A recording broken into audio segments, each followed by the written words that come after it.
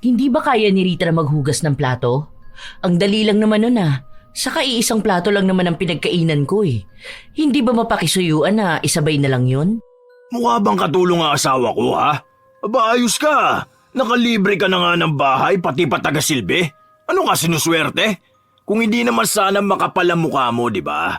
Matuto ka naman sana makaramdam, no? Mabuti pa yung mga totoong bisita, alam yung ibig sabihin ng hiya.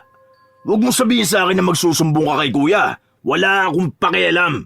Ayoko sa lahat yung ginagawang katulong ang asawa ko. Kung ako nga, hindi ko yun inuutusan eh. Tapos ikaw panay ka utos.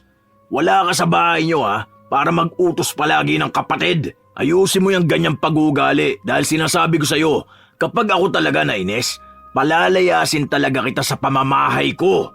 Oo, tama yung naririnig mo, pamamahay ko. Dahil hindi ako tatanggap ng bisita na makikituloy sa amin ng halos 1 taon tapos walang ibang gagawin kundi ang magpakasarap. Walang magliligpit dun sa kusina. Matuto kang makisama, ha? Hindi yung kami lang ang makikisama sa'yo. Pakinipisan lang din ng konti ang mukha, te, ha? Mahirap pakisamahan ang mga taong parabang walang mga kamay, kaya panay ang utos. Ganon ang suliranin ni Rita sa kanyang bilas. Dahil kahit na malapit lang naman sa kanya ang gamit, talagang iuutos pang iabot sa kanya. Ito rin ang magdadala ng parusa ng sumpa na maaari niyang dalhin ng panghabang buhay. Be, anong napkin mo? Meron ka pa ba dyan? Ay, wala na ate. Naubos ko na. Mag-grocery pa lang ako. Bakit? Meron ka ngayon? Wala pa naman, pero ang sakit kasi ng puson ko, kaya malamang mamaya magkakaroon na ako. Nakalimutan ko naman bumili ng napkin. Bili mo nga ako sa tindahan. May ginagawa ako ate. Nakita mo naman na naghihiwa ako ng sibuyas. Ikaw na lang. Wala ka pa naman eh. Ayan lang yung tindahan oh. Paglabas mo ng bahay, kaunting lakad lang. Ang sakit nga ng puson ko. Sige na, ikaw na lang. Ako na dyan. Hihiwain lang ba lahat yan? Oo ate. Akin na. Ilan ba? Yung 1 pack na, tapos bili mo rin ako ng kahit na anong matamis doon. Salamat, be. Kahit na malapit lang ang tindahan, palaging tinatamad si Erlinda na lumabas. Ganon ang palaging nangyayari, kaya bilang asawa ng bunso si Rita, siya ang madalas na inuutusan. Ang asawa ni Erlinda ang panganay sa magkakapatid at nasa ibang bansa ito. Sa iisang bahay nakatira sina Erlinda, Rita at ang asawa nitong si Jan at ang kanilang ina. Dapat talaga sa ibang bahay nakatira si Erlinda, pero dahil pinapagawa yon habang nasa ibang bansa pa ang kanyang asawa, doon muna siya pinatira. Lilipat na lang siya kapag natapos na ang bahay, pero palagi yung nahihinto kaya alam nila na maaaring taon pa ang titiisin ni Rita para pakisamahan ang bilas. Kahit sa loob ng bahay, hindi kumikilo si Erlinda dahil iniisip niya na ang kanyang asawa ang bumubuhay sa pamilya nito kahit na ang totoo ay may trabaho naman si Jan. Isang araw, habang nasa loob ng kwarto ang mag-asawa, bigla na lang kumatok si Erlinda at hinanap si Rita. Hindi ka pa naman tulog, di ba? Bili mo naman ako ng balot sa labas oh. Bigla ako nag-crave eh. Bakit eh? Pwede ka naman lumabas dyan ah. Hindi kasi mahamog na, baka magkasakit ako. Sabi kasi ng kuya mo, wag na akong lumabas. Eh total, nandito naman na rin kayo. Baka naman pwedeng kayo na lang ang bumili, di ba? Sige na, baka hindi ako makatulog nito kapag hindi ako nakakain ng balot. Magtawag ka ng bata dyan sa labas tapos utusan mo. Bigyan mo na lang ng 5, parang bayad mo na sa kanya. Nasa kwarto na nga kami ng asawa ko, tatawag ka pa para mag-utos. May paa ka naman ah. Pwede kang lumabas. Magpandong ka. Ang dami mo diyang sombrero eh. Baka akala mo utusan mo ang asawa ko. Nainis si Erlinda kaya patabog niyang isinarado ang pinto. Ayaw pa naman itong hindi sinusunod ang kanyang gusto kaya malamang ay magsusumbong ito sa kanyang asawa. Wala namang pakialam si Jan dahil kahit magalit sa kanya ang kapatid, hindi naman ito ang bumubuhay sa kanila. Maganda ang trabaho ni Jan at malaki rin ang sahod. Sa katunayan, kung gugustuhin niya, Pwede niyang palayasin si Erlinda sa bahay nila at sabihan itong mangupahan na lang habang ginagawa pa ang bahay. Dahil kay Jan naman nakapangalan ng bahay na ipinamana sa kanya ng ama bago ito namayapa. Pero hindi niya yon ginagawa dahil hiling din ng ina na doon na lang muna si Erlinda dahil baka mapahamak lang ito kapag tumirang mag-isa sa ibang bahay. Nag-chat sa akin si Kuya. Nagtatanong kung ano raw nangyari kay Ate Erlinda kasi tumawag sa kanya umiiyak. Sabihin mo na hindi mo alam. Nasa kwarto ka na kamo, patulog na tayo. Tapos magpatay ka na ng data. Baka naman magalit to. Wala namang magagawa ang galit niya eh. Nasa ibang bansa yan. Sa susunod kapag inuutusan ka niya ni ate, huwag kang papayag ha. Kung ako nga hindi kita inuutusan eh, tapos siya gagawin kang utusan. Yung pabili sa labas, yung kung ano-ano sinasabi niya, hayaan mo siyang kumilos sa sarili niya. Ang tanda na niya eh. Kung gusto niya ng PA, mag-hire siya ng ibang tao. Nahihiya naman kasi ako na tumanggi. Alam mo naman yun, kapag hindi siya napagbibigyan, umiiyak siya. Tapos ako lang naman yung nandito sa bahay na mas bata. Hindi, kahit na. Hindi pwede yung ganyan. Bukas kakausapin ko yan. Dinadaan niya lahat sa iyak-iyak ng ganyan eh. Hindi ka naman utusan oh. Huwag niya sabihin na nakikinabang ka sa sahod ni kuya. Hindi tayo nanghihingi sa kanya. Binibigyan kita ng sarili mong pera. Hindi na, hayaan mo na para wala nang gulo pa. Kapag hindi ko naman kaya, tatanggi na lang ako. Paunti-unti lang. Ilang beses na pinapaalala ni Jan sa asawa ang posisyon niya sa loob ng kanilang bahay. Hindi siya utusan ng kahit na sino. Pero si Rita mismo ang nakakaramdam ng hiya, kaya kahit na minsan ayaw niyang sumunod, wala siyang magawa. Para kasing lumalabas na siya ang bunso sa pamilya nila at kung anong iuutos ng panganay, iyon ang kanyang susundin. Kahit ang kanyang biyenan ay hindi naman siya inuutusan. Tanging si Erlinda lang. Isang tanghali, umuwi si Rita galing sa palengke. Bumili siya ng pagkain at prutas. Naabutan lang ni Rita ang bilas na nakahiga sa sofa. Para bang tamad na tamad ito. Be, anong binili mo? May apple dyan? Meron naman ate. Iba-ibang prutas to eh. Yung mga pwede ko ring isama sa ipapabaon ko kay Jan. Pagbalat mo naman ako, be. Tapos hiwain mo yung maninipis lang ha. Tapos lagyan mo ng asin. Tapos timplahan mo ako ng juice. Ay, wag na pala. Tubig na lang. Pero yung malamig. Salamat. Ang pinabili mo lang sa akin ate, itong pineapple. Ay, isa pa yan. Sige, pengi din ako niyan. Balatan mo na ha. Yung asin wag mong kakalimutan kasi mas masarap ang pagkain ng ganyan kapag may asin. Salamat, be. Kuha ka na lang din ng sayo kung gusto mo. Tapos ipagtabi mo rin si mama. Hindi na lang umapila si Rita. Matapos niyang ibigay ang gusto ni Erlinda, may kasunod pa itong utos sa kanya. May pinabibili pa sa tindahan na maasim na pagkain naman. Bumili na muna si Rita bago siya nagtungo sa kusina. Habang nagbabalat siya ng kalabasa, pumasok naman ng kusina ang kanyang bilas. Anong lulutuin mo? Ginataang sitaw at kalabasa ate. Nag-request kasi si Jan na parang ang tagal na raw niyang hindi nakakakain nito kaya namalengke rin ako kanina. Ah, ganun? Ayoko kasi ng gulay eh. May iba namang ulam sa ref na pwedeng lutuin. May mga frozen foods naman dyan. Gusto ko ng ano ba? Tosino. Tapos yung mantika na pinagprituhan, magsangag ka dun. Ganon gawin mong pagkain ko mamaya ha. Hindi kasi talaga ako kumakain ng ganyan eh. Salamat ha. Oo nga pala, kapag mamaya maghuhugas ka na ng plato, pasabay yung pinagkainan ko. Nakalimutan ko kasing dalhin dito. Ate, marami kasi akong gagawin eh.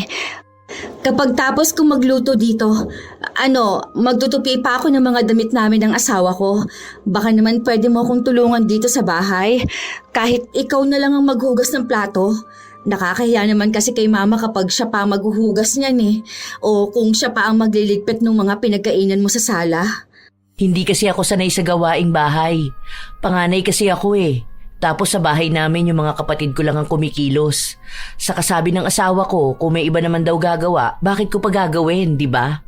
Maliit na bagay lang naman yung pakisuyo ko sa'yo. Ang iniisip ko lang kasi ate, Huwag kang magagalit o magtatampo sa sasabihin ko ha. Ano kasi, tayo-tayo lang naman yung nakatira sa bahay. Tayo sana yung magtulungan. Nakakahiya kasi kay mama. Matanda na siya eh. Tapos kikilos pa siya rito. Okay lang naman kung yung kakaunti lang pero kasi yung parang susundan pa yung mga ginagawa mo. Huwag naman sana ganun ate. Kasi sa totoo lang, kahit ako marami akong ginagawa. Lalo na nag-aasikaso pa ako ng asawa ko. Kahit sana yung hindi ka nauutusan, di ba? Yung may pagkukusa ka na lang sana. Hindi ko naman kasi bahay ito eh. Kaya dapat kayo talaga nag-aasikaso rito. Parang ano lang ako rito, bisita nyo. Kapag kasi napagawa na namin ang bahay namin, syempre lilipat na ako doon. Si mama nga wala namang reklamo eh. Ikaw lang naman. Oh, baka mamaya niyan magsumbong ka sa asawa mo, tapos sa akin na naman siya magagalit. Ang akin lang naman, nakikisuyo lang ako sa'yo na lutuan mo ko. Kung ayaw mo, okay lang din naman. Wala naman akong magagawa kung wala kang konsiderasyon sa kasama mo sa bahay na hindi kumakain ng gulay na lulutuin mo. Hindi na lamang kumibo pa si Rita. Dahil siya pa ang nakukonsensya sa sinabi ng kanyang bilas, kusa na lamang niya itong pinaglutuan. Madalas, kung hindi nasa sala si Erlinda para manood, ay nasa kwarto lang siya para matulog. Sa halos mag-iisang taon na niyang pananatili sa bahay, ganun lang ang ginagawa niya. 2 beses naman sa isang buwan kung lumabas siya para makasama ang mga kaibigan. Kapag pinagsasabihan siya sa bahay, palagi niyang sinasabi na bisita lang siya. Kaya madalas, silang dalawa ni Jan ang magkaaway. Dahil ayaw ni Jan ang kanyang ugali. At kapag napagsabihan naman siya, agad siyang magsusumbong sa asawa. Nang kinagabihan nun, matapos silang kumain, agad na ring tumayo si Erlinda upang bumalik sa kanyang kwarto. Sige na Han, pumasok ko na sa kwarto. Magliligpit na lang muna ako rito sa kusina. Pagkatapos kong maghugas ng plato, saka ako papasok sa kwarto. Huwag mo hawakan niya mga plato. Tatawagin ko si Ate Erlinda. Ano yun, pagtapos niyang kumain, diretso na siya sa kwarto niya? Alam ko kahit na hindi mo sabihin, ikaw ang nagluto ng pagkain niya, di ba? Ang kapal naman ng mukha niya para utusan ka lang. Ikaw rin naman kasi panay ka na lang hayaan. Ano siya, bisita dito sa bahay? Mag-iisang taon na siya rito. Kung ang bisita nga na magstay sa bahay ng 3 araw, mahihiya na yan eh. Yung iba nga nagtatanong na kung pwede nang sila na maghugas ng pinggan.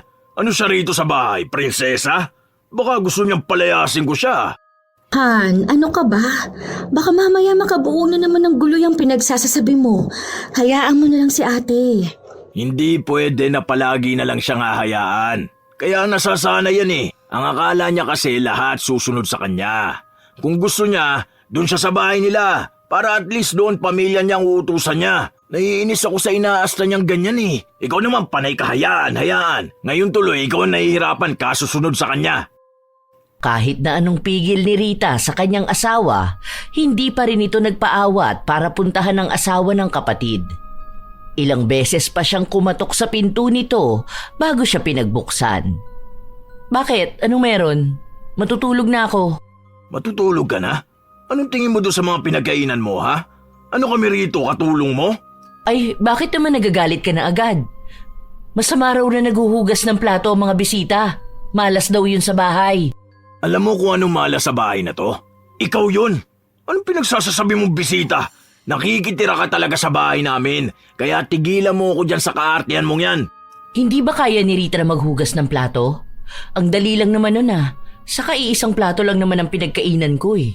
Hindi ba mapakisuyuan na isabay na lang yun? Mukha bang katulong ang asawa ko ha? Aba ayos ka. Nakalibre ka na nga ng bahay pati pa taga-silbi. Ano ka sinuswerte? Kung hindi naman sana makapal ang mukha mo, di ba? Matuto ka naman sana makaramdam, no? Mabuti pa yung mga totoong bisita alam yung ibig sabihin ng hiya. Huwag mo sabihin sa akin na magsusumbong ka kay kuya. Wala akong pakialam. Ayoko sa lahat yung ginagawang katulong ang asawa ko. Kung ako nga hindi ko yun inuutusan eh. Tapos ikaw panay ka utos. Wala ka sa bahay nyo ha, para mag-utos palagi ng kapatid. Ayusin mo yung ganyang pag-uugali dahil sinasabi ko sa'yo, kapag ako talaga nainis, palalayasin talaga kita sa pamamahay ko. Oo, tama yung naririnig mo. Pamamahay ko. Dahil hindi ako tatanggap ng bisita na makikituloy sa amin ng halos 1 taon tapos walang ibang gagawin kundi ang magpakasarap. Walang magliligpit dun sa kusina. Matuto kang makisama, ha? Hindi yung kami lang ang makikisama sa'yo. Pakinipisan lang din ng konti ang mukha, ate, ha? Hindi na naghintay pa si John na makarinig pa ng kahit na anong tugon mula sa kanyang hipag. Pumasok na rin agad siya sa kanilang kwarto kasama ang asawa. Noong una, gusto pa sana ni Rita na lumabas para siya na ang maglinis sa kusina dahil baka mamaya umiyak na naman ang kanyang bilas sa asawa nito. Pero naging matigas si John dahil gusto niyang turuan ng leksyon si Erlinda. Hindi raw ito dapat nagbubuhay prinsesa sa bahay ng iba. Kung sakali nga raw na ibang tao ang matutuluyan niya, baka 1 linggo pa lang siyang nakikituloy ay magagalit na sa kanya. Sino ba namang magtitiis na makasama ang tao na tamad na nga ay palautos pa? Muli rin siyang pinagsabihan ng asawa na huwag niyang sanayin si Erlinda na palagi siyang sundin. Matuto naman daw siyang tumanggi. Sa paglipas ng ilang araw, hindi naman nag-utos si Erlinda pero kasabay naman nun ay ang hindi niya pagpansin sa mag-asawa. Para silang nakatira sa iisang bahay na hindi sila magkakakilala.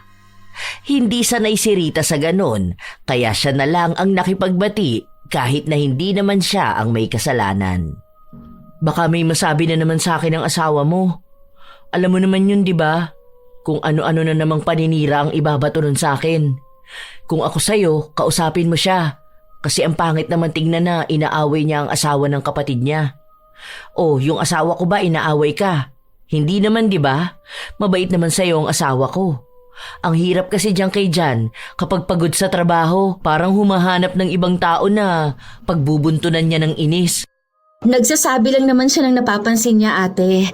Kung medyo nahihirapan ka mag-adjust kasi nga ang sabi mo sa bahay niyo na ikaw nga ang nag-uutos. Pero kasi dito, pare-pareho na tayong matatanda.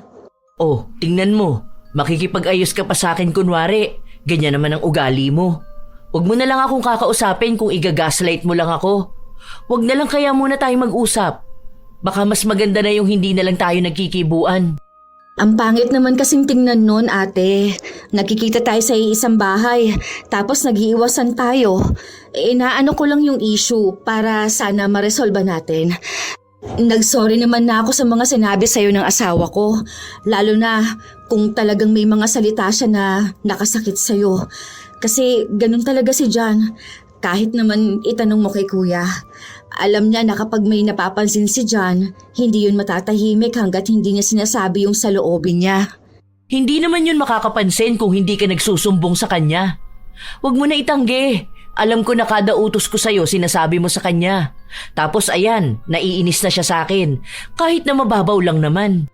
Ayaw mo ba talaga nang magkaroon tayo ng maayos na magsasama rito sa bahay? Nasa inyo naman ang problema wala naman sa akin. Basta matuto lang sana kayo makisama sa akin ng maayos. Kasi maayos naman akong tao Ano, inaaway ko ba kayo? Hindi naman, di ba? Nagsusumbong ba ako palagi sa asawa ko? Hindi rin, di ba? Kasi nga ayoko ng gulo rito sa bahay. Kapag naman nag-uutos ako sa'yo, pakisuyo lang naman yun dahil nga bisita ako sa bahay nyo. Pero wag mo naman sanang masamain yun, di ba? Kung ako sa'yo, iwasan mo maging palasumbong sa asawa para maging maayos tayo rito.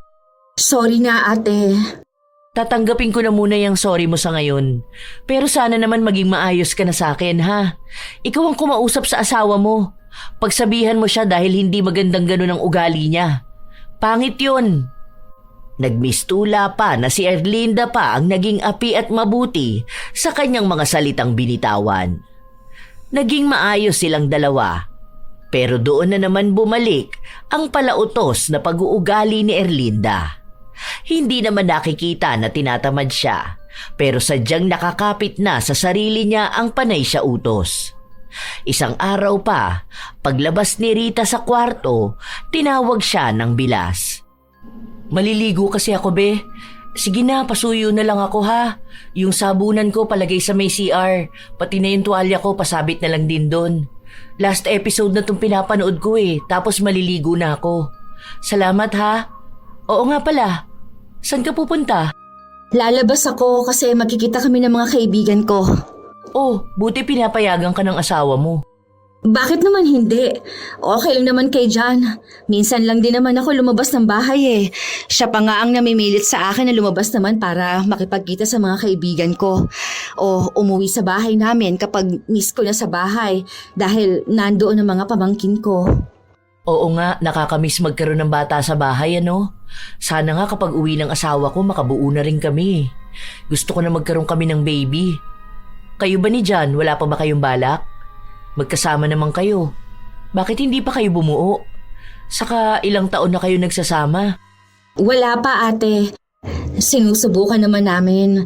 Nito kasi mga nakaraan nag-iipon pa kami kasi ayaw namin na basta na lang kami mag-aanak nang hindi naman kami handa. Oo, tama yan. Magkaroon na kayo ng anak para may bata na uutusan dito sa bahay. Oo nga pala, paabot nga ako niyang papel na yan. Pinapaabot ni Erlinda ang papel na kaya naman sana niyang abutin dahil nasa harapan lang naman niya. Sa mga araw na lumipas, mas naging malala pa ang pagiging palautos ni Erlinda. Kulang na nga lang ay utusan niya si Rita na paliguan siya o di kaya ay isubo sa kanya ang kinakain niya. Pero ginagawa lang naman yun ni Erlinda sa bilas kapag wala ang asawa nito. Dahil kapag naroon si John at isang simpleng utos lang kay Rita, magdadadaldal na naman ito. Madalas namang wala si John, kaya nasasamantala niyang gawing utusan ang bilas. Minsan pa, lumabas ang dalawa dahil may kailangan silang bilhin sa palengke. Sumama lang naman si Erlinda dahil gusto niyang makalabas. Habang lahat ng kilos at pati pagbubuhat ay kay Rita. Nakikita na niyang ang dami ng bitbit ni Rita pero kahit na pagkukusa na tulungan ito, wala siyang ginagawa. Be, pahawak naman itong bag ko. Hindi ko na yan mahahawakan ate. Ang dami kong bitbit Isasabit mo lang naman yan Okay na yan. Hindi rin naman yan mabigat. Ito naman nakikisuyo lang naman yung tao Baka kasi mas snatch yan sa akin dahil hindi ko mahahawakan ng maayos.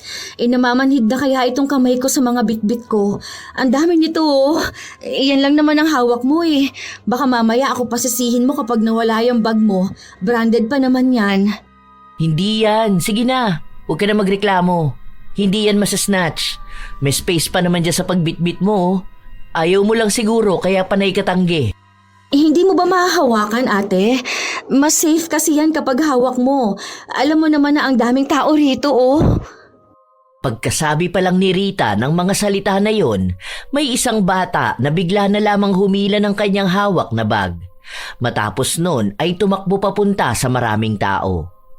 Walang nagawa si Erlinda dahil hindi naman niya agad masundan ng bata. Kahit na magsisigaw siya, wala namang makakatulong agad, lalo pat nakalayo naman na ang kumuha ng bag niya. Umuwi silang dalawa, naiyak ng iyak si Erlinda. Nakakainis ka! Bakit hindi mo hinawakan na maayos ang bag ko? Branded pa naman yun tapos may pera sa loob. Mabuti na lang hawak ko ang cellphone ko. Kung nagkataon na isama pa sa mawawala. Sabi ko naman kasi sa'yo ate na hindi ko nga yun mahahawakan. Ang dami kong dala. Kaya nga sabi ko sa'yo na ikaw na lang ang maghawak kasi wala ka naman bitbit na kahit na maliban dun Bumalik ka doon. Hanapin mo yung bata na kumuha ng bag ko. Magsumbong ka sa pulis. Ipa-review mo ang mga CCTV. Hanapin mo yung bag ko. Ibalik mo yon. Hindi ko naman na mahaharap yan ate. Wala ka naman yatang ID doon o ibang mahalagang gamit maliban na lang sa pera. Kasalanan mo to. Ayaw mo kasing hawakan ng maigi Hindi ko kasalanan ate. Pinagsabihan na nga kita Kanina ko pa pinapaliwanag sa'yo na wala nga akong kinalaman dyan sa nangyari. Kaya nga sinabi ko sa'yo na huwag mong ibigay sa akin. Kasi nga alam ko na hindi ko yun mahahawakan ng mabuti. Kaya nga yung bag ko palaging nakasukbit lang sa akin Kung sana, ganun ang ginawa mo sa bag mo, total bag mo naman yun. Kung hindi na mahahanap, hayaan mo na lang. Hindi pwede kasi bigay sa akin yon. Hanapin mo na. Sige na, lumabas ka na. Maglakad-lakad ka sa kalye. Alam ko nandun lang yun. Baka mamukhaan mo yung bata. Ang bilis ng pangyayari kaya paano ko makikita? Namalayan ko na lang na bigla na lang nawala na sa kamay ko. Parehas tayo nagulat. Hindi na natigil si Erlinda sa kanyang pag-iyak. Nagsusumbong din siya sa kanyang asawa na dahil sa kapabayaan ni Rita ay nawala ang bag na regalo niya. Dinig na dinig ni Rita ang galit mula sa kabilang linya na kahit hindi siya murahin ay nasasaktan siya. Kahit naman anong paliwanag niya kay Erlinda ay hindi naman siya pakikinggan. Hanggat gusto nitong isipin na siya ang dahilan kaya nanakaw ang bag, yon ang pagpipilitan. Sa halip na intindihin ang nangyayari, naghanda na lang ng lulutuin si Rita. Ilang araw pa ang nakalipas, hindi pa rin matanggap ni Erlinda ang nangyayari. Palagi niyang inuutusan si Rita na pumunta sa palengke para hanapin ang batang nagnakaw ng bag. Kaya ang nangyayari, tuwing aalis si John, gumugugol ng halos 3 oras sa labas si Rita para maghanap ng nawawalang bag ng kanyang bilas. Pero halos 5 araw na, wala pa rin siyang napapala. Hanggang sa napapansin ng kanyang asawa na tila ba may nagbabago sa kanyang kulay. Teka, madalas ka ba sa labas? Bakit? Amoy araw ba ako palagi kapag umuwi ka? Araw-araw akong naliligo. Yang kulay kasi ng balat mo parang pansin ko na nangingitim ka. Nasa bahay ka lang naman palagi ah. Ay, hindi. Kasi ano... Ano? Huwag mo sabihin na lumalabas ka palagi dahil may nag-uuto sa'yo. Ha? Totoong hinala ko, no? Kasi ano... Hindi ko nasabi sa'yo yung nangyari doon sa bag ni ate. Kasi ano... Lumabas kami noon tapos pagpunta namin ng palengke, na-snatch yung bag niya na hawak ko. Ngayon, hinahanap ko yung magnanakaw. Ano? Bakit ikaw may hawak ng bag niya? Kung hindi naman talaga sagad-sagara ng kakapalan ng mukha ng babaeng yan no? Ano ka rin naman? Hindi bang sabi ko sa'yo na wag mo susundin ang utos ng babaeng yon? Naiinis na talaga ako! Kasi naman iyak siya ng iyak Tapos kinukulit niya pa ako palagi na hanapin nga yung bag niya. Para sana matahimik na lang siya. Tingin mo ba makikita mo pa ang bag niya sa lawak ng lugar natin? Kung hindi ba naman kasi tangay ang asawa ng kuya ko, bakit niya ipapahawak sa ibang bag niya? Kung ayaw niya na may binibitbit siya, sana hindi siya nagdala ng bag, di ba? Huwag ka na magalit, Han. Baka mamaya awahin mo na naman siya. Tapos umiyak na naman yon at magtatampo. Hindi na naman tayo pansinin. Wala akong pakialam sa kanya. Pinagbibigyan kasi palagi kaya namimihasa. Pati si mama ganyan din katulad mo Hinahayaan nyo lang na utusan kayo ng taong wala namang ambag dito sa bahay. Ako ang nagbabayad ng bills, hindi yan naglalabas ng pera. Kasi sinasabihan na ako ni kuya na nakausap niya na ang asawa niya na mag-ambag sa bahay. Kaya lang wala. Ako nagpapalamon sa kanya at nakatira siya sa bahay ko. Wala siyang karapatan na utusan ng mga tao rito. Ang kapal ng mukha niyang ikaw ang paghanapin niya sa kalsada para sa nawawala niyang bag? Kung hindi ba naman siya tanga? Huwag ka na magalit. Sa kagaganyan mo, lalo ako nagagalit. Panay ka nahihiya sa kanya, kung siya nga walang hiya. Palalayasin ko yan dito. Kakausapin ko si kuya. Hindi ko na matitiis yan. Kumuha siya ng PA niya para may mag-aasikaso sa kanya. O kung gusto niya, papuntahin niya rito ang kapatid niya para may uutusan siya. Sa susunod na malaman ko talaga na pumapayag ka ng ganyan, sinasabi ko sa'yo, ako kakaladkad sa kanya palabas ng pamamahay ko. Maging si Rita ay natatakot sa naging reaksyon ng asawa. Alam niya na kapag sinabi ni John, yun nga ang kanyang gagawin. Sa mga araw na lumipas, palagi pa ring pinapaalala ni Erlinda ang nawawala niyang bag at kung kailan ulit lalabas si Rita para hanapin ito. Pinapaliwanag na lang ni Rita na mas marami pa siyang dapat gawin, lalo na't may mga inaasikaso siya sa bahay nila.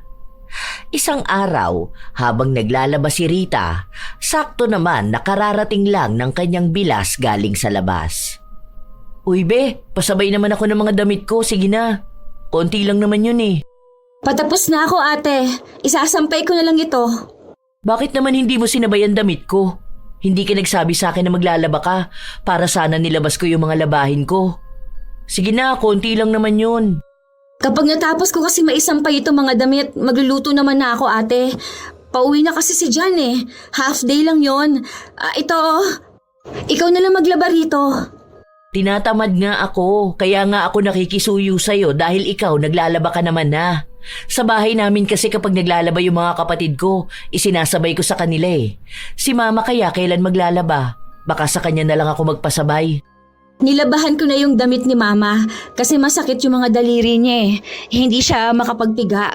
O, kita mo na, naglaba ka ng damit ni mama tapos yung sakin hindi mo man lang sinabay. Ang swapang naman yung pag-uugali mo, Rita. Akala ko pa naman mabait ka, tapos ganyan ka naman pala. Parang ang hirap mo naman pakisamahan, hindi ka mapakisuyuan. Oh, tapos mamaya mali na naman ang ikukwento mo sa asawa mo na inuutusan kita. Tapos sa akin na naman siya magagalit. O kaya tatawagan niya ang asawa ko para lang magsumbong ng mga hindi naman makatotohanan na nangyayari, di ba? Hindi naman sa ganon, ate. Kasi sinabi ko rin naman sa'yo na hindi ko na nga maisasabay kasi nga tapos na ako. Kung gusto mo, magpa-laundry ka na lang o kaya magpalaba ka dyan kay Ate Susan, no? Bayad ka lang dyan kahit na magkano. Baka kamo sinasadya mo lang na ibahin ang schedule ng paglalaba mo. Kung kailan wala ako para pagbalik ko tapos ka na. Para may dahilan ka na wag isabay yung mga labahin ko. Pwede mo naman sana sabihin sa akin na ayaw mo, di ba? Kasi nga baka naman nakakahiya sa'yo na nakikisuyo ako. Baka mapagod ka lang, no? Hindi naman talaga ako dapat maglalaba ngayon. Kaso kanina si mama naglalaba siya ng mga damit niya tapos sumakit yung mga daliri niya. Nakasalang na yung damit kaya sabi ko, ako na lang magtutuloy tapos isanabay ko na yung mga damit namin ng asawa ko. Wala ka rin naman dito eh. Hindi ko naman alam na may labahin ka pala. Sus! Magdadahilan ka pa eh. Iisa lang naman ang ibig sabihin yan. Ayaw mo lang talaga. Kasi kung gusto mo naman, okay lang sa'yo kahit natapos ka na tapos ihahabol mo yung mga damit ko. Kaso hindi ka naman makaramdam sa mga sinasabi ko sa'yo eh. Dapat, nung nalaman mo na may mga damit din ako na hindi pa nalalaban, ikaw na lang ang magkusa na magpresentang laban mo na. Alam mo, hindi nakakabuti sa isang tao ang maging tamad, sa totoo lang ha. Kasi sa amin talaga, sa bahay, kapag tamad yung mga kapatid ko, naku, makakatikim talaga sila sa akin. Hindi mo naman ako pwedeng saktan, ate. Hindi mo naman ako kapatid. Yung asawa lang natin ang magkapatid. Hindi ba? Nagsasabi lang ako sa'yo. Yan tayo eh. Bigla mo na naman isisingit ang asawa mo. As if naman natatakot ako sa kanya, di ba? Hay, hayaan mo na nga. Hindi rin naman maganda ang patutunguhan ng usapan natin. Simpleng pakisuyo ko lang naman sa'yo tungkol sa mga damit ko. Ang dami nang naging usapan. Kung saan-saan na napunta. Umalis na rin kaagad si Erlinda habang si Rita ay nagpatuloy sa kanyang ginagawa. Bago umuwi si Jan, naghanda si Rita sa pagligo. Pero bago pa siya makapasok sa banyo, inutusan muna siya ng kanyang bilas. Bebili mo nga ako ng halo-halo. Ha? Saan naman ako bibili niyan? Meron bang nagbebenta nun kahit na hapon na? Saka wala pa akong nakita na may nagbebenta nun eh. Meron ako nakitang post sa Facebook. Yung dyan sa may, alam mo yung papasok sa Tresa compound? Di ba sa gilid nun may papasok doon? Tapos kapag gabi may nagbebenta ng mami. Ayun, dun lang. May tig 70 pesos na halo-halo sila. Bigla ba naman kasi ako nag-crave eh. Sige na, gusto ko lang talaga kumain. Sana dumaan ka na dun kanina, ate. Doon naman ang hintuan ng jeep eh. Ngayon ko nga lang naalala kasi nakita ko ulit yung post. Sige na, ito 100. Sa'yo na lang ang sukli. Bili ka ng kahit anong gusto mo. Maliligo na kasi ako. Sobrang lagkit na ng katawan ko tapos nabasa ako kanina habang naglalaba. Ikaw na lang ang lumabas, ate. Malapit lang naman yun. Diyan ka na lang dumaan kina Mang Johnny. Sige na, saglit lang naman eh. Nag-order na kasi ako, kukunin mo na lang doon. Mabilis lang talaga. Pagpunta mo doon okay na tapos bayaran mo tapos uwi ka na. Konting lakad lang may 30 pesos ka na. Meron din ata silang halo-halo na tig 30 lang. Yung gusto ko kasi special halo-halo. Dali na. Sige na ha.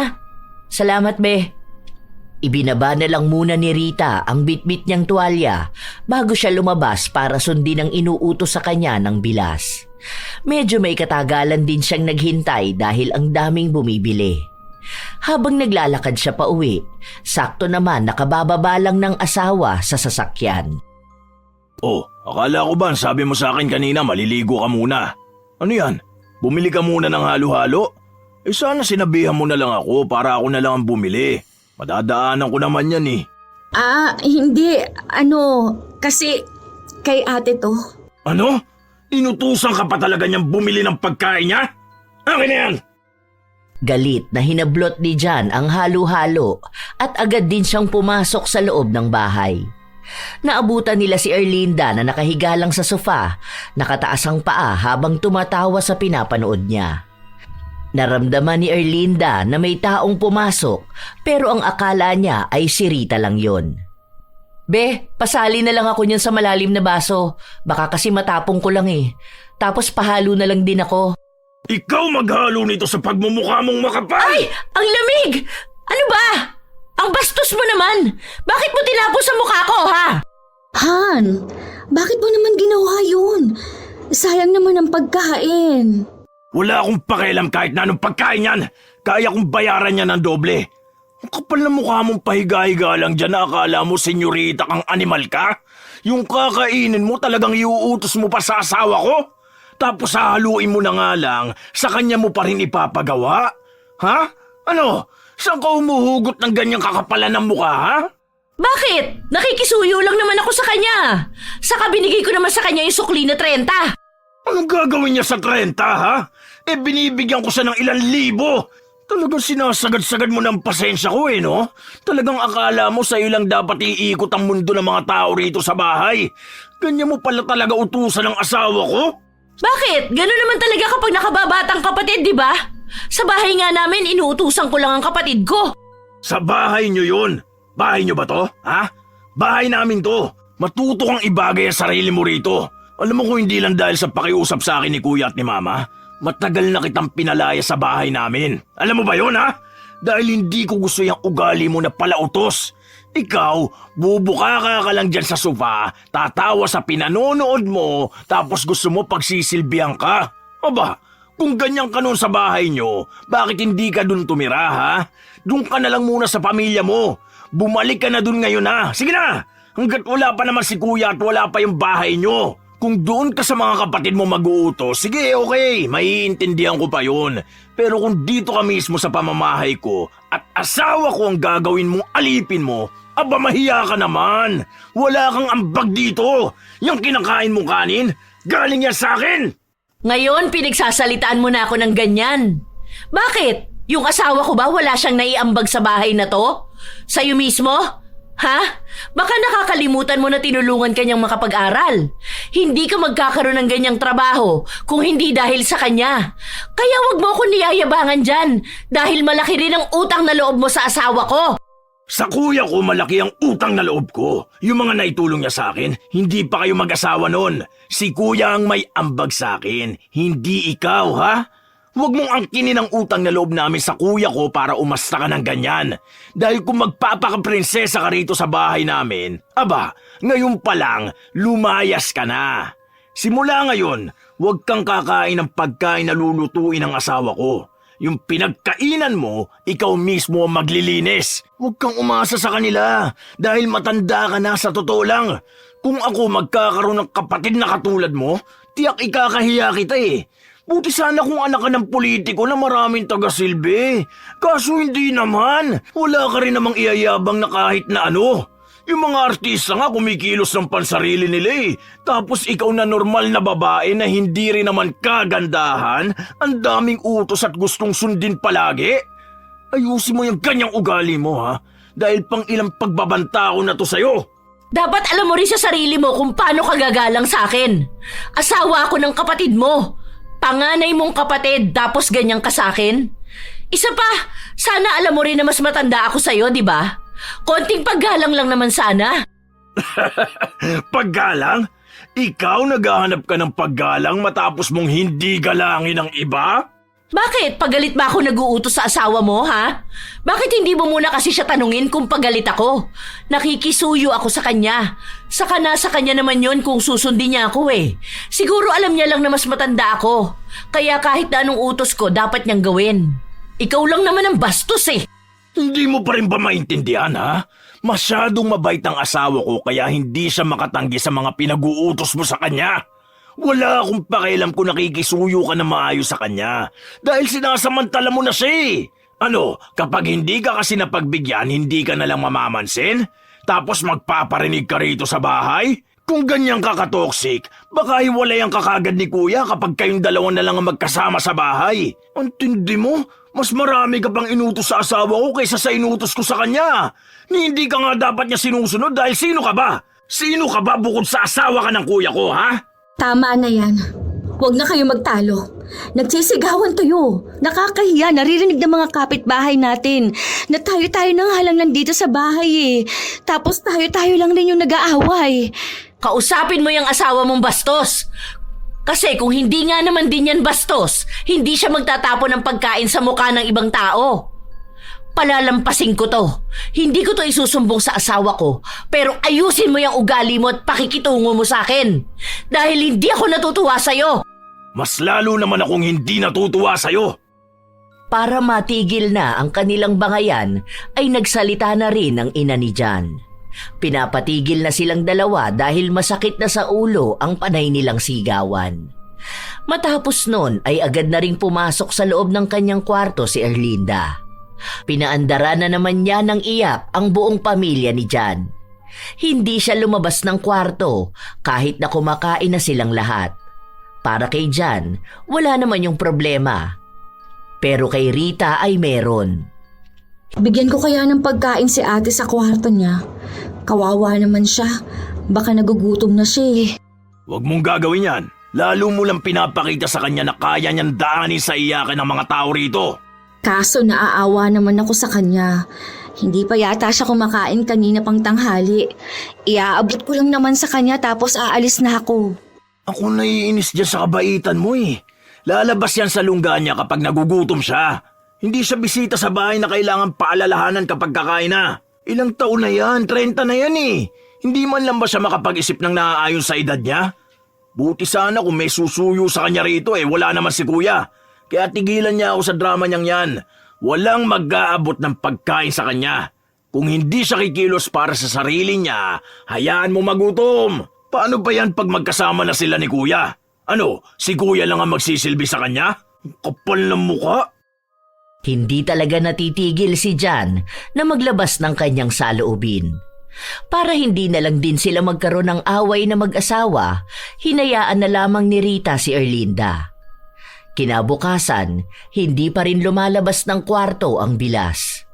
Lumabas lang ito matapos na marinig ang sasakyan ni Jan na umalis na. Hindi siya namamansin. Hindi kinikibo pati ang biyenan. Para bang naghihintay siya na may humingi ng tawad sa kanya. Ate, may pagkain na dun sa kusina ha. Kumain ka na lang kapag nagugutom ka. Hindi na. Baka mamaya isumbat pa sa akin ng asawa mo ang kakainin ko. Okay lang ako magtiis sa gutom dito. Kapag nagkasakit ako, siya na lang ang managot. Alam mo naman na gano'n na talaga ang ugali ni Jan, di ba ate? Kaya nga kahit na sila ng kuya, nagkakaroon ng pagtatalo eh.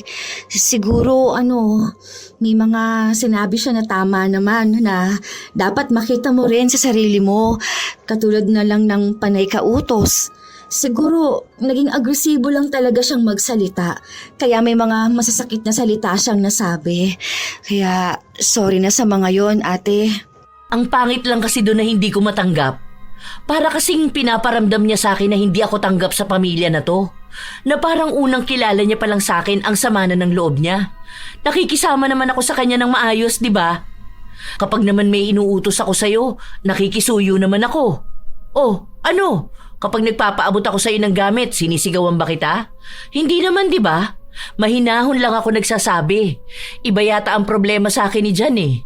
Hindi ko rin naman niloloko ang kuya niya. Tayo ang palaging magkasama sa bahay. Ano, nakikita mo ba na may iba akong lalaki? Saan ko ba ginagastos ang pera na padala ng kuya niya? Sa bahay naman na pinapatayo namin, di ba? Tapos ang nakikita niya sa akin kapag nag-uutos ako? Ang babaw naman nun. Kapag naman kinakausap ko siya, palagi na lang siyang pagalit kaya hindi niya maintindihan kung ano bang gusto kong sabihin. Sana naman yun nasabihin mo sa asawa mo. Hindi yung ako lang ang makikisama sa kanya. Asawa ako ng kapatid niya. Sana alam niya rin kung paano ako pakikisamahan, di ba? Mali ba itong mga sinasabi ko? Iba din naman yung asawa ko, ate. Kasi hindi ka naman nun pinagbintangan kahit na kailan na may lalaki ka o kung saan mo lang ginagastos ang pera ng asawa mo. Ang sinasabi lang kasi sa'yo ni John, yung palagi mong pag-uutos sa akin o kaya minsan kay mama, matagal ko na yung napapansin. Kaso hindi ko lang masabi sa'yo dahil baka magalit ka o magtampo ka. Malamang. Bakit ko pa nga ba sinasabi sa'yo? Asawa mo yun, kaya yun ang tama sa paningin mo. Hindi mo naman ako pwedeng kampihan, di ba? Sino ba naman ako sa buhay nyo? Ano ba ako bukod sa asawa ko ng kuya niya? Sige, okay lang naman ako kung ganyan lang talaga ang tingin nyo sa akin eh. Wala naman ako magagawa. Sige lang, kayo na lang ang magkampihan. Hindi na lang ako aapila hanggang sa makauwi ang asawa ko.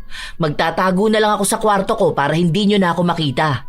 Kasi baka magalit na naman ang asawa mo. Nakikitira nga pala ako sa bahay nyo. Pasensya na ha.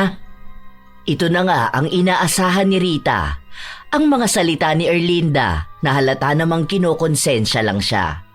Hindi nga madalas na lumalabas si Erlinda at hindi siya nakikisabay sa kanila. Bumibili siya ng sarili niyang pagkain at sa loob lang siya ng kwarto. Minsan pa ay tinatawag siya ng kanyang biyenan pero ayaw niyang lumabas. Palagi niyang sinasabi na baka magalit lang si Jan. Hindi naman kumikibo si Jan dahil hindi siya nakokonsensya sa ginawa niya. Tanging si Rita lang talaga ang may malambot na puso, kaya ang akala niya siya ang isa sa dahilan kaya nagkakaroon ng pag-aaway sa loob ng bahay. Ilang beses din namang sinasabi sa kanya ni Jan na hindi siya ang dahilan kundi si Erlinda at ang kakaiba nitong pag-uugali. Isang araw, walang trabaho si Jan kaya nasa loob lang sila ng bahay ng kanyang asawa. Ilang sandali pa, lumabas si Erlinda para bumili ng pagkain. Kita mo na? Kaya naman pala niya kumilos kapag gusto niya eh.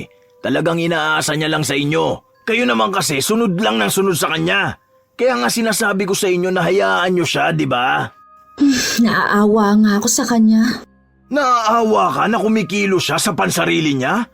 Han, mas maawa ka naman sa sarili mo. Kumikilos ka rito sa bahay, tapos dagdag pa siya sa pagod mo. Kapag naisipan niyang kumain, ikaw ang pabibili niya? O kaya ikaw pa magluluto sa kanya? Oo, sige, naiintindihan ko na sa bahay nila na uutusan niya ang mga kapatid niya. Yun na nga, kapatid niya. Hindi ka naman niya kapatid ah. Saka matanda na siya. Hindi rin naman siya baldado. Hayaan mo lang siya. Para naman alam niya sa sarili niyang mali ang ginagawa niya. Kung sakaling mag-isa lang din naman siya sa bahay, malamang siya rin naman ang kikilos. Para matuto siya. May asawa na siya tapos ang iniisip niya pa rin yung mga pagsunod sa kanya ng mga kapatid niya. Mag-anak na lang siya para kapag lumaki, gawin niyang utusan. Ilang linggo pa ang nakalipas hanggang sa hindi na natiis ni Erlinda na palagi na lang nasa loob ng kwarto. Lumalabas na siya at nakikipag-usap na ulit kay Rita, pero hindi kay Jan. Kapag nasa bahay na si Jan, doon lang ulit papasok sa kwarto si Erlinda.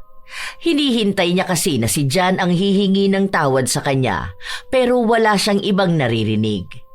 Kahit na magkwento siya sa asawa niya, ang sagot lang sa kanya ay kahit naman nung mga bata pa sila ay gano'n na ang ugali ni Jan. Minsan pa ay bigla na lamang silang nagbabati kahit na hindi sila humihingi ng tawad sa isa't isa. Basta raw kausapin lang ay maayos na. Pero para kay Erlinda, gusto niyang si Jan mismo ang humingi ng tawad sa kanya at unang kumausap. Dahil kung hindi yun gagawin ni Jan, hindi niya rin ito kikibuin.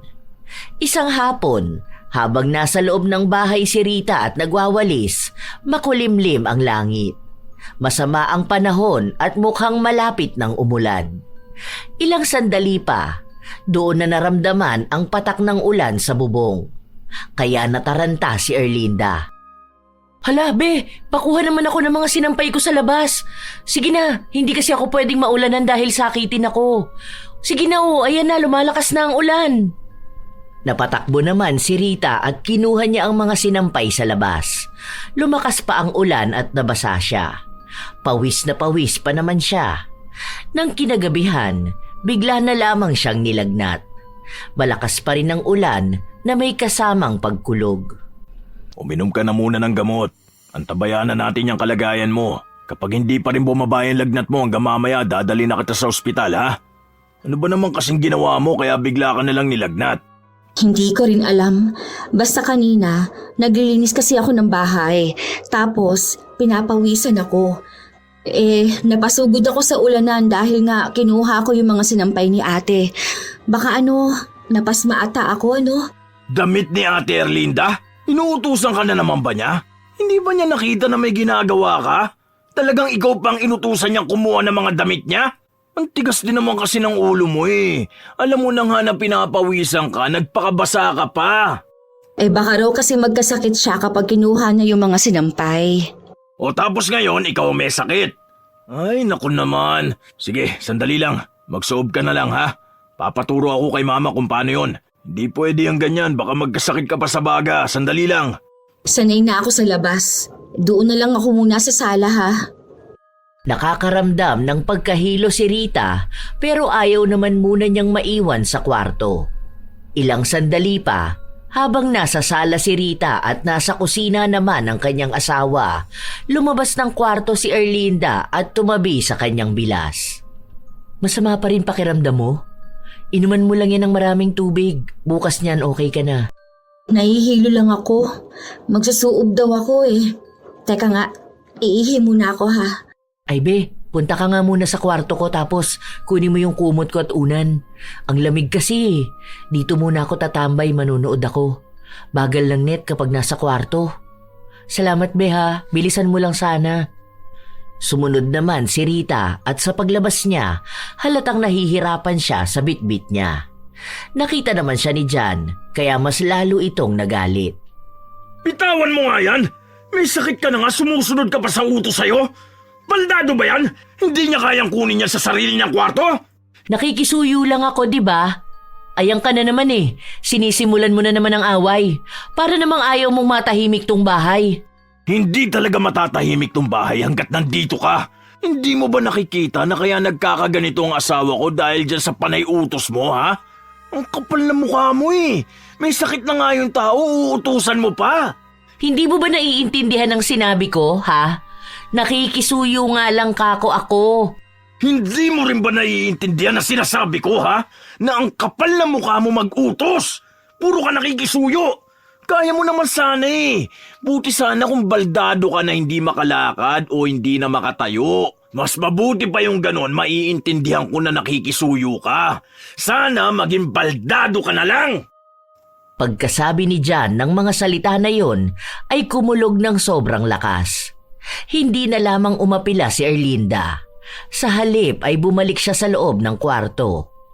Ilang araw pa ang lumipas, may lagnat pa rin si Rita, pero kahit na paano naman ay nagiging maayos na siya. Nahihilo ka pa? Medyo na lang. Sige na, tulog ka na muna. Magluluto lang ako. Humalik lang si Jan sa kanyang asawa bago siya lumabas. Naabutan naman ni Jan ang ina sa kusina na naghihiwa ng karne. Ako na dyan, ma. Magpahinga ka na lang din muna. Baka sumakit na naman yung mga daliri mo eh. Wala naman akong pasok kaya ako na lang dito sa kusina. Tutal, hindi naman makakatulong ang Disney princess eh. Baka mamaya kapag pinuna lang din ang ugali niya, magalit na naman sa akin. Sasabihin na naman na masama ang ugali ko. Totoo naman yun. Masama ang ugali ko. Alam ko yun sa sarili ko. Siya, dapat tanggapin niya na rin na hindi siya sobrang espesyal sa bahay natin. Kaya huwag siyang palautos. Ikaw rin naman, ma. Pareho lang kayo ni Rita eh. Hindi niyo ba kayang tumanggi man lang? Kami nga ni Kuya hindi ka inuutusan tapos papayag ka maging utusan lang ng manugang mo? Alam mo ma, okay lang sa akin na maging masama kang biyanan dyan sa asawa ni Kuya. Kung yun ang magiging tingin niya sa'yo. Para naman malaman niyang di lang akong kontrabida sa buhay niya. Magkaugali lang si Rita at ang ina ni Jan. Kapag may isang tao na nalulungkot dahil napagsabihan sila ng totoo, sila pa ang nakukonsensya. At kapag may hindi sila napagbigyan na hiling ng isang tao, sila pa ang hindi makalimot. Kaya yun din ang naging dahilan kung bakit sinamantala sila ni Erlinda. Dahil alam nito na kaunting paawa niya lang o kaya ay iiyakan niya lang ang dalawa, sila na ang makukonsensya. Tanging si John lang ang hindi niya madaan sa kanyang pag-iyak. Habang nag-uusap ang mag-ina, bigla na lamang silang nakarinig ng malakas na kalabog. Kasunod ay ang pagtawag ni Erlinda ng tulong. Napatakbo rin si John papunta sa kwarto ng hipag. Oh, ano nangyari sa'yo? Hindi ko alam. Hindi ko maiapak ang paa ko eh. Basta ano lang siya. Nagagalaw ko naman kaso lang parang kapag inaapak ko na, wala naman akong maramdaman. Natumba pa ako. Ang sakit tuloy ng balakang ko. We, baka naman pati pagtayo mo kinatatamara mo pa. Baka naman ipapakisuyo mo pa sa ibang pagtayo at paglalakad mo. Tulungan mo na lang kaya ako, di ba? Hindi yung ganyang ka pa. Tumayo ka mag-isa mo ha. Sarili mo na nga lang, hindi mo pa rin maasikaso. Huwag ganyan. Parang naging sobra ka naman na sa pagiging palautos mo. Hindi nga ako nagbibiro. Noong una, wala sanang balak si John na tulungan ang asawa ng kapatid. Pero sinubukan niya kung nagsasabi ito ng totoo. Hanggang sa maitayo niya si Erlinda, pero nang bitawan niya ito, bumagsak ulit ito sa sahig. Dahil sa nangyayari, dinala siya sa ospital. Kahit na malakas ang ulan, sinamahan pa rin ni John ang hipag. Pero pagdating nila sa ospital, wala rin namang ginawa sa kanya. Naigagalaw naman niya ang kanyang paa. Wala ring masakit. Walang kakaiba maliban na lang sa wala siyang lakas kapag tatayo. Umuwi silang walang napala. Pagkarating sa bahay, inalalayan na lang ni John si Erlinda. Naabutan din naman nila sa sala ang dalawa pa nilang kasama.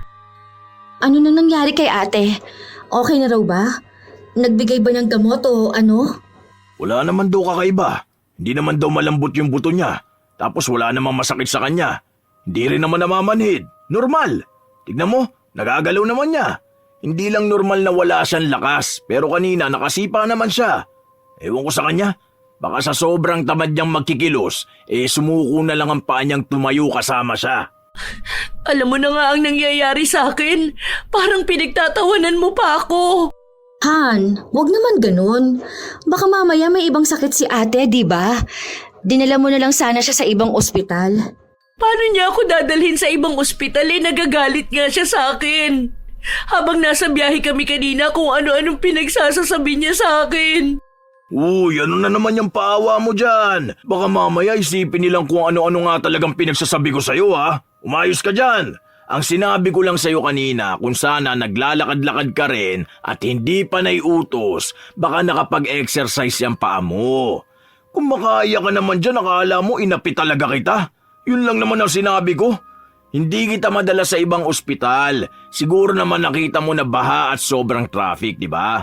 Baka mas stranded pa tayo kung ipipilit natin. Hindi naman masakit ka mo. Wala ka naman ibang nararamdaman. Hintayin mo na lang bukas. Baka pwede ka na ulit makapaglakad. Ayan, may 1-day free trial ka para pwede mong utusan ng lahat ng tao dito sa bahay. Dahil talagang hindi ka na makapaglakad, di ba? Wala nang ibang nagawa pa si Erlinda kundi ang umiyak. Naiinis na rin siya sa panunukso sa kanya ni John. Pero makalipas pa ang ilan pang mga araw, wala pa ring nagbabago sa kanyang karamdaman. Galing na sila sa ibang ospital pero wala pa ring makitang sakit. Iisa lang din ang sinabi sa kanya, katulad lang sa unang ospital na napuntahan nila. Ilang linggo pa ang nakalipas, lagi na lang nakaupo si Erlinda. Kailangan pang may tutulong sa kanya para makapunta sa kung saan, kahit na sa banyo. Kaya madalas, kapag may ginagawa si Rita o ang biyenan, pigil na pigil siya sa kanyang ihi. Doon niya lang din naramdaman na parang wala na siyang silbi. Isang hapon, kailangan niyang magpunta sa banyo pero wala ang biyenan niya. Lumabas ito. Habang si Rita naman ay naglilikom ng damit sa labas. Para makapunta ng banyo, pinilit ni Erlinda na tumayo pero bumagsak lang din siya. Ang ginawa niya ay gumapang na lang siya palabas. Naaawa na rin siya maging sa kanyang sarili. Paanong kahit ang pagpunta lang dapat sa banyo ay hindi niya magawa? May saklay naman siya kung tutuusin pero hindi niya ito ginagamit. Nahihirapan siya. Habang gumagapang siya papunta sa banyo, hindi na niya napigilan ang sarili. Nakadumi na siya at kumalat na ito sa sahig kung saan siya gumagapang. Ilang sandali pa, pumasok sa loob si Rita at naabutan siyang ganon. Kahiya-hiya. Ate, sana tinawag mo na lang ako. Kanina ka pa ba dyan? Halika, tulungan na kita. Maligo ka na lang siguro. May saklay ka naman ate. Andoon lang yun sa tabi ng higaan mo. Bakit? Hirap ka pa rin bang gamitin? Hindi na nakapagsalita pa si Erlinda. Hindi siya makakibo dahil unang beses sa buhay niyang mapahiya siya ng ganon kalala. Habang inaasikaso siya ni Rita, pansin niya na hindi ito nandidiri sa kanya. Kahit na hindi siya magsalita at mag-utos, kusang gumagalaw at tumutulong sa kanya ang bilas. Nang tapos na siyang makaligo, saka naman naglinis ng sahig si Rita. Nagpabango rin siya sa bahay para mawala ang mabahong amoy. Diyan ka na lang muna umupo ate. Wait mo lang ako ha, magluluto muna ako. Pero kapag naiihi ka o anuman, tawagin mo ako ha. Huwag kang gumapang sa sahig. Baka mamaya mapano ka lang din eh. Hindi pa rin kumikibo si Erlinda. Pinagmasdan niya lang si Rita kung paano ito maging maasikaso sa kanya. Pagdating din ng kanyang biyenan, tinulungan din siya nito.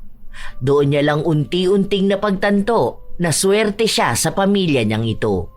Dahil kahit na paano ay hindi siya tinakwil kahit na wala naman siyang pakinabang.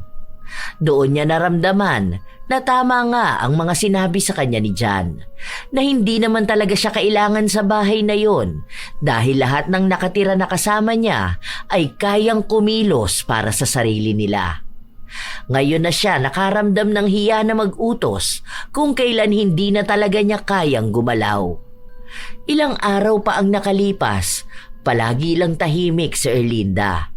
Kapag tinatanong siya kung may iuutos ba siya o may kailangan, wala siyang sinasabi.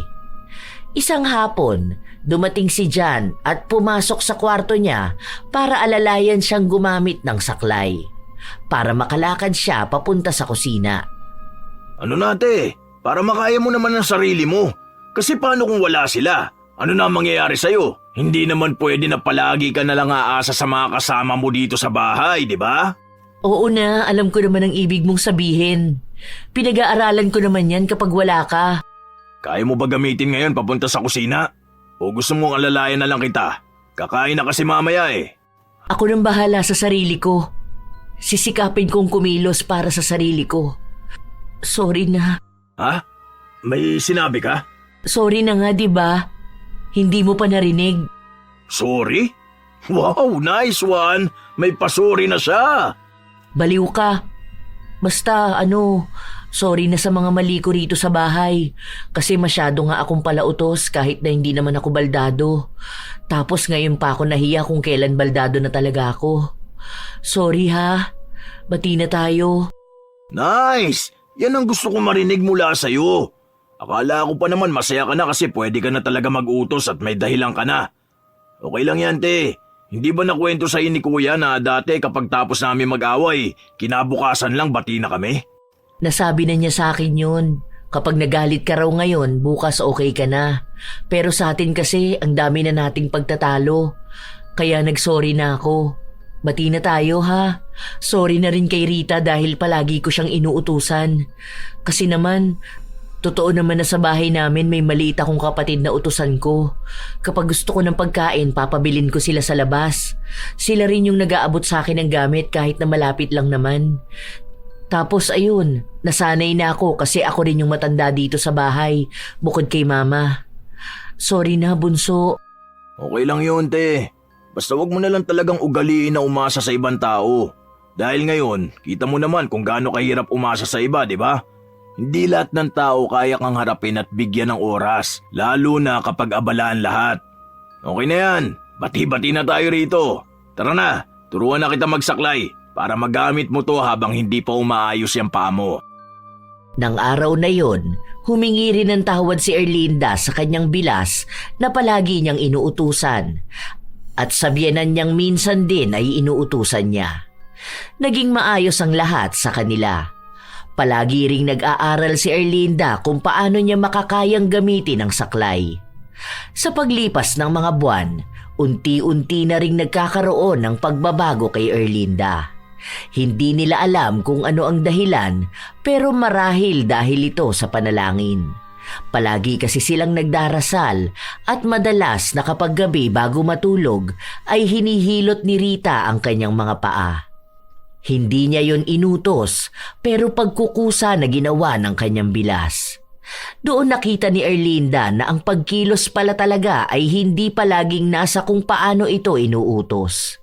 Dahil minsan, mas maganda ang pagkukusa.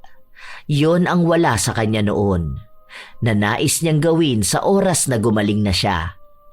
Halos mag-iisang taon ang itinagal bago tuluyang gumaling si Erlinda.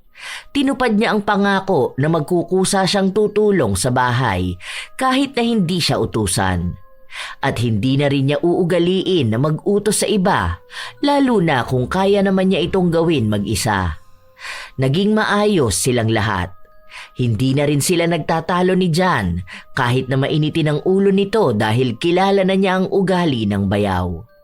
Isang araw, habang naghahanda ng iluluto si Erlinda, pumasok sa kwarto si Rita. Ate, pwede ba kitang utusan? Ano ba naman yung sinabi mo? Natawa naman ako sa'yo. Ano bang iuutos mo? Ako na dyan. Yung mga sinampay kasi sa labas kung okay lang na palagyan ng sipit, baka kasi tangayin ng hangin eh. Ngayon na ba? Oo sana ate, kung okay lang naman sa'yo. Pasuyo na lang. Salamat. Ginagamit mo na ang mga linya ko ah. O sige, wait lang. Ikaw na to ha? Sa katunayan, hindi naman talaga basta utos ang ginawa ni Rita dahil may parating na sorpresa para kay Erlinda. Paglabas niya, nakita niya ang kanyang asawa na umuwi na. Sobrang saya ni Erlinda dahil ang akala niya ay sa susunod na taon pa ulit sila magkikita ng kanyang asawa. Doon, nagkaroon na ulit ng panibagong kulay ang kanilang bahay.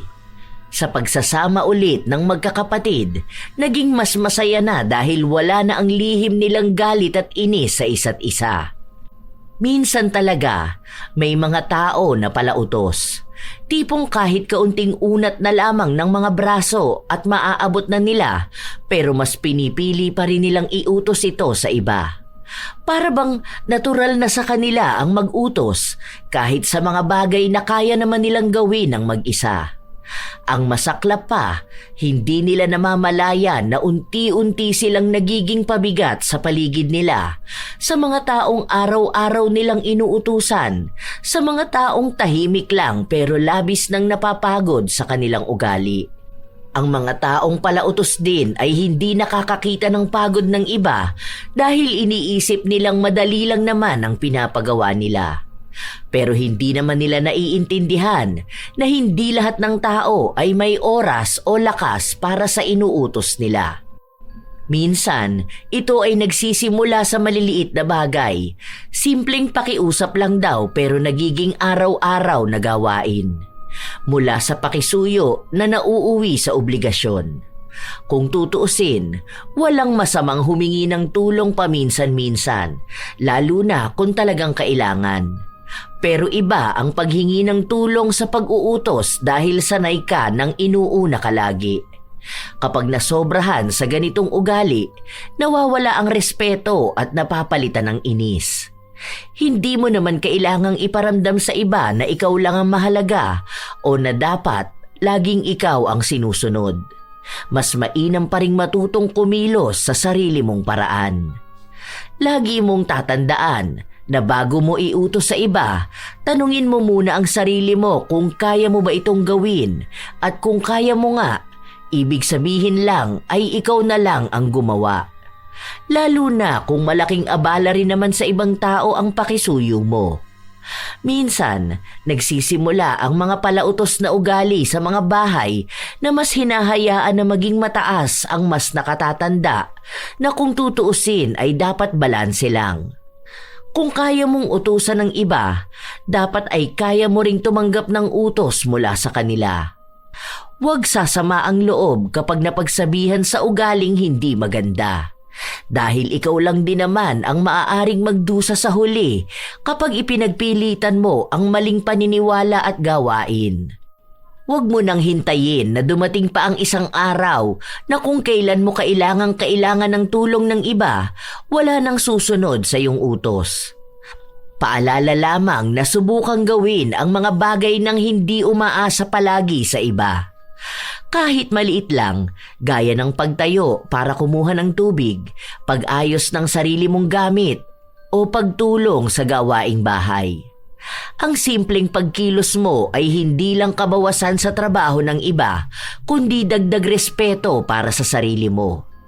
At kung sakaling kailangan mo talagang humingi ng tulong, gawin ito ng may kababaang loob at pasasalamat. Lagi lamang tatandaan na hindi mo naman kailangang umasa sa iba kung kaya mo naman itong gawin mag-isa. Alam naman natin minsan mga apo na kahit tayo ay naguutos talaga sa iba. Pero sana naman ay kaya rin natin silang balikan ng pabor at huwag ugaliin na para bang lahat na lang ay iaasa sa kanila.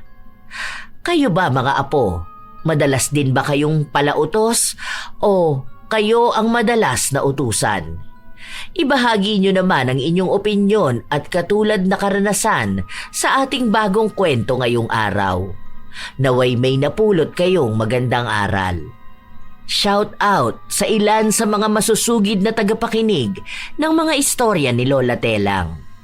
Lucille de Lima, Josefina Contreras, Gay Ukol, Nathan Vlog, Janine Mamon, Bing Abawag, Alan James Buwan, Ito Emmy, Jack Chan, Conchita Salazar, Rose Dioso, Violeta Buhay, Catherine Sumagaysay, Yolanda Auza, Donna Riparip. Shout out din sa inyo, Joseph Apego, Elezel, Erlinda Manalo, Elizabeth Pamintuan, Remy Hervasio, Maria Evelyn Santos, Dulce Imay, Jen 1219, Glory Lee Olivo, Gray 0728, Pamela Allen, Chris Jel Mamado, Richelle Adapon, Jocelyn Kai, Liza Rosario. Salamat sa palagi ninyong pag-aabang at pagsubaybay. Jen Alikaykay, Evelyn Abong Carbakil, Chillax Chubbs. Shout out din sa party host Qatar Shop Team na sina Noyla, Chill, Bell, Ronnie, Anthony, Kuya Albert, J. Mark, Sienna at Madam Alisa. Abu Aba, Abigail Daphne, Chantal Panlilio. Shout out din kina Vanch Di Marukot, Paul Pamintuan at Precious Thadi ng Angeles City.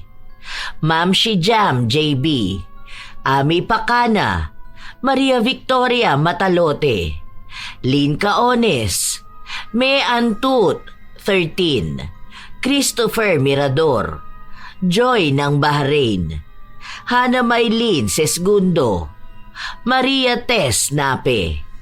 Shout out sa mga apo ko na sina Sidney Crosswind, Supladang Pasaway, Lovely Rose Roa, Kimpoy Feliciano, Hazel Fiesta, Marida Lightworker, Gia Gigi, Francisco Neng at Jeremy Saranillo Francisco, Matt Sarol, Mel Santarita, Esteli Reyes at sa Reyes family ng Marikina City, AJ Chua, Vicky Yabut, Roy Lacandalo, Josefina Fuelias, Febe Ranyada, Mike James Tapak, Will Maleses, Leonisa Cobo, Lurian Vitalicio, Jenny Suzuki, Raquel Hasigawa, Maria Lee Nakagawa, Lynn Hasegawa, Elise Padilla, Lydia Lopez, Gemstone Claro,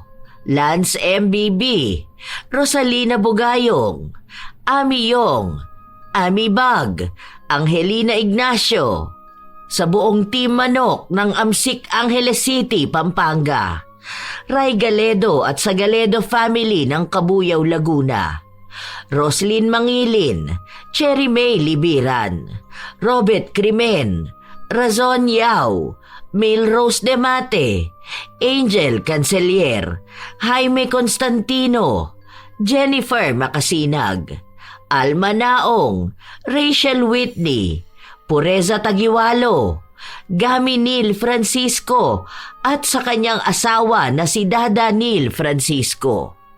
Ito ang inyong Lola Telang at maraming salamat sa pakikinig nyo, mga apo.